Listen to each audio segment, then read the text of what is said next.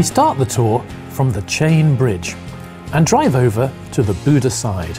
We stop in the Castle District and, during a short walk, we show you the main attractions of the area. We walk to the Matthias Church and the Fisherman's Bastion, from where you can enjoy a beautiful panorama.